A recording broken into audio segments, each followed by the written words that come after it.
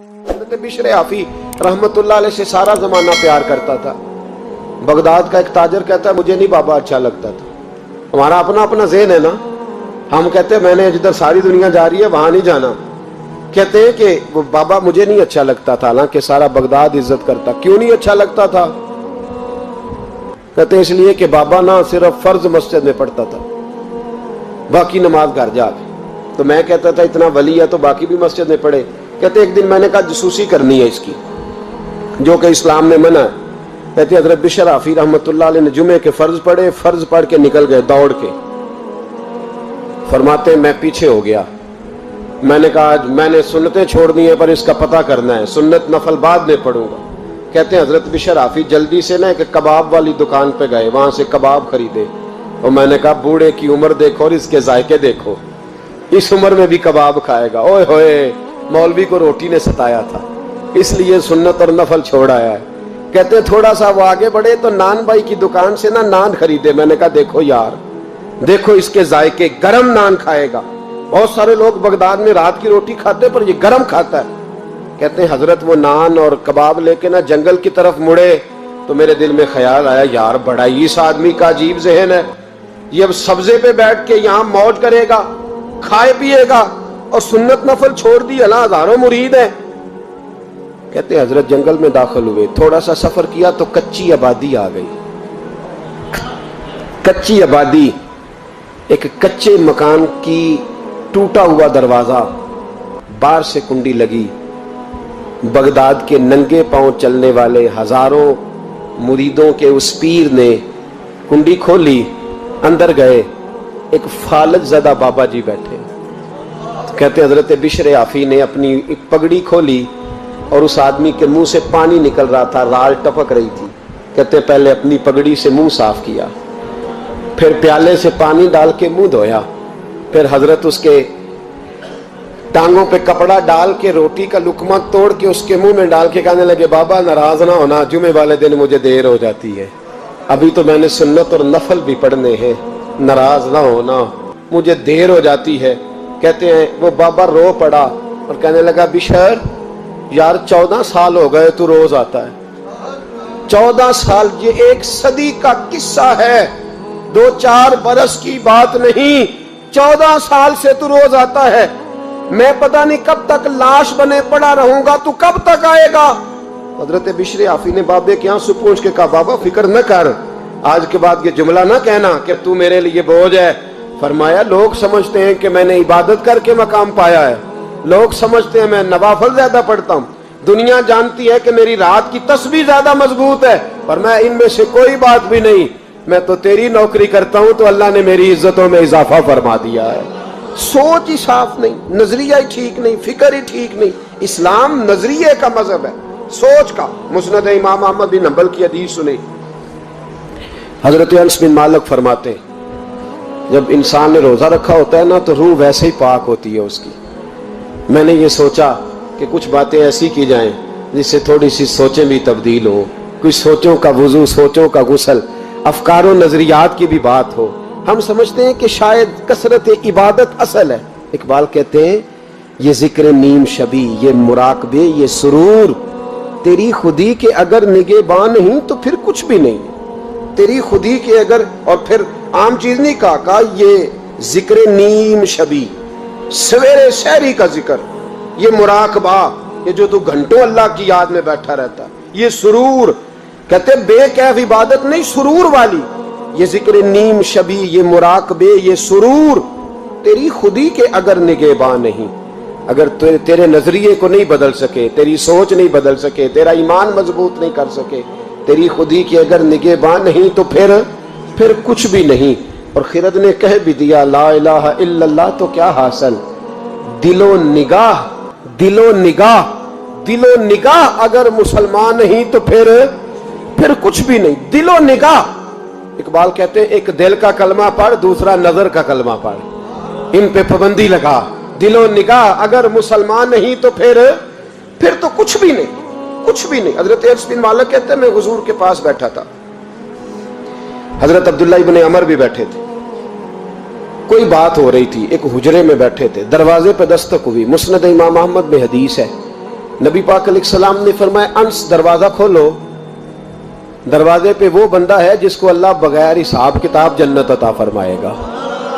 वो बंदा है दरवाजे पे। हजरत अंस बिन मालिक कहते मैंने दरवाजा खोला तो बंदा देखा, गरीब सा एक अंसारी सहाबी, और बंदा बड़ा सादा, वुजू ताजा करके आया है तो पानी के कतरे दाढ़ी से बह रहे हैं, और चमड़े के जूते उसने लपेट के ना तो बगल में छुपाए हुए, आके अत्ताहियात की हालत में बैठा, हुजूर से दो चार बातें की, चला गया।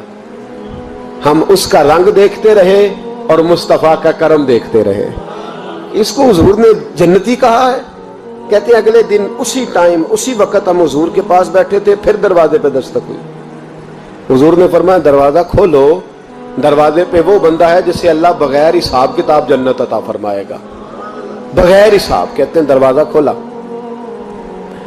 और जैसे ही मेरी नजर पड़ी, बंदा भी वही है जो कल आया था और अंदाज भी वही है जो कल था, उसी तरह पानी के कतरे, उसी तरह जूते बगल में। अस्सलामु अलैकुम, कल हुजूर फलां बात की तफसील पूछनी मुझसे रह गई थी, गलती होगी, दोबारा आया हूं। उसने अपनी गुफ्तगू की, चंद जुमलों में बात समेटी, चला गया। फरमाते इत्तेफाक की बात के दिन तीसरा, बंदे भी हम दोनों, मैं और अब्दुल्ला इब्न अमर। हजरत अनस बिन मालिक कहते हैं दोनों बैठे थे, सेम टाइम सेम डे। फिर दस्तक हुई, हुजूर ने फरमाया दरवाजा खोलो, और मुस्कुरा के फरमाया दरवाजे पे वो बंदा है जिसे अल्लाह बगैर हिसाब किताब जन्नत अता फरमाएगा। कहते हैं खिल उठे हमारे चेहरे, बाहर गए, दस्तक हुई थी, दरवाजा खोला। फरमाते मुझे यकीन था वही होगा जो 2 दिन पहले आया था, और मेरे यकीन के मुताबिक ही काम हुआ, वही बंदा था जो कल भी था, जो परसों भी था। हालत और कैफियत और अंदाज भी वही था।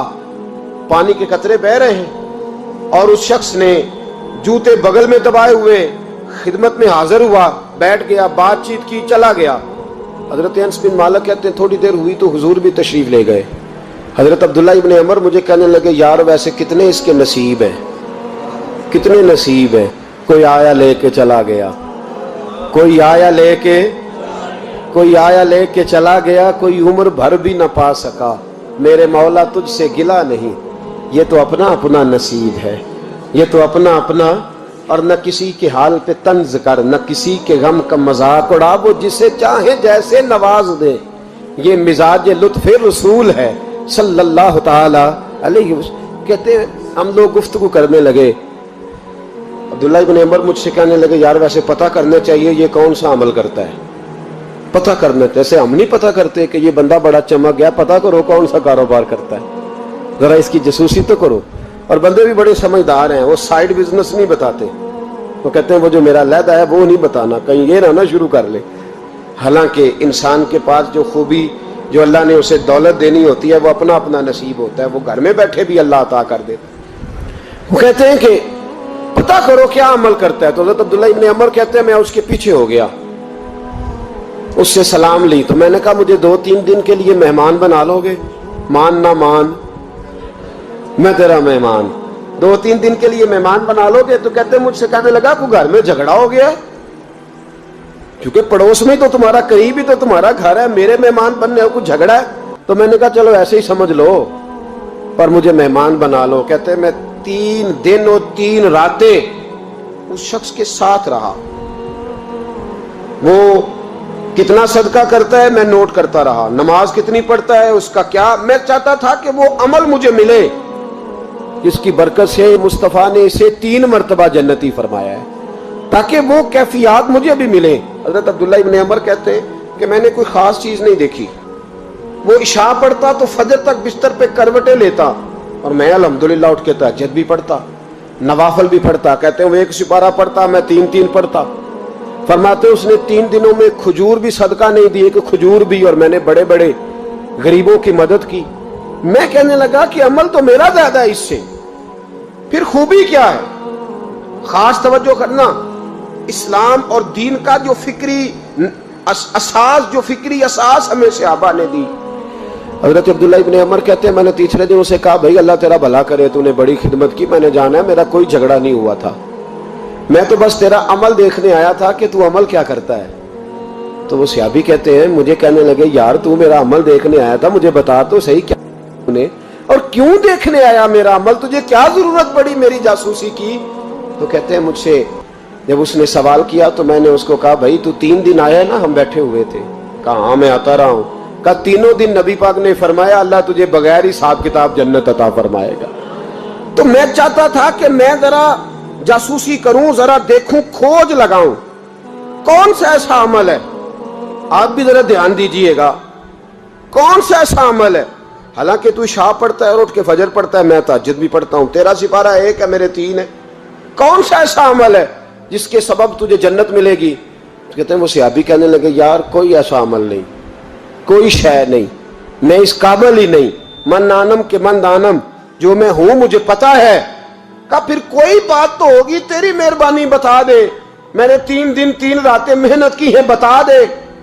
کہتے وہ کہنے لگے اگر تجھے بتاؤں نا تو پھر سن، میں جب رات کو سوتا ہوں تو اپنے دل پہ نظر ڈالتا ہوں، اور سویرے جب اٹھتا ہوں تو پھر اپنے دل پہ نظر ڈالتا ہوں، موبائل پہ نہیں، کنجی پہ نہیں کہ چابیاں کدھر ہیں، بٹوے پہ نہیں، میں رات کو سوتے ہوئے بھی اپنے دل پہ نظر ڈالتا ہوں، سویرے اٹھتے ہوئے بھی میں سب سے پہلے اپنے دل پہ نظر ڈالتا ہوں۔ فرماتے ہیں الحمدللہ میرے دل میں کسی کا حسد نہیں ہے، کسی کے بارے میں کوئی کینہ نہیں ہے، کوئی کسی کے بارے میں میل نہیں، میں اللہ کے ہر بندے کے بارے میں سوچ، نظریہ، فکر اچھی رکھتا ہوں۔ اور فرمایا میں تیرے بارے میں بھی عبداللہ یہی سوچتا ہوں کہ تو مجھ سے زیادہ نیک ہے۔ الحمدللہ اس وقت بھی میرا ذہن یہ ہے کہ انس بن مالک مجھ سے زیادہ پرہیزگار ہے، اس وقت بھی میری سوچ یہ ہے کہ محبوب کے سب صحابہ میں سب سے کمزور میں ہی ہوں۔ نبی عبداللہ ابن عمر کہتے ہیں میں نے اس کا ہاتھ چوما، میں نے کہا سمجھ آ گئی ہے، تیرا نظریہ، تیری سوچ پکی اور سچی مسلمان ہے، تو دل اور روح کا مسلمان ہے، تو نظر اور روح کا مسلمان ہے۔ یہ سبب ہے کہ اللہ کے رسول نے زمین پر چلتے ہوئے بھی تجھے 3 دفعہ جنت کی بشارت عطا فرمائی۔